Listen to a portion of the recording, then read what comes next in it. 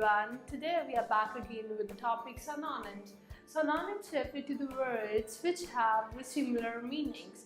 So let's jump back to the first example, that is abandon, that is forsake or dazzle. The next word speaks abut, that is join, border or adjoin. The next word says abbreviate, that is to compress or to shorten the word. The next example says abet. It means favor, condone or aid. The next example, that is the fifth one, which speaks affliction, that is sorrow or distress. The next word speaks audacious, that is bold, brazen or daring. The next word says alms, that is the food, money and the shelter given to the poor people. The next word says banish, that is to devote.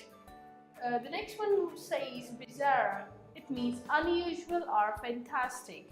And the last example of this session is assiduous, that means painstaking or laborious, that is the person who is hardworking.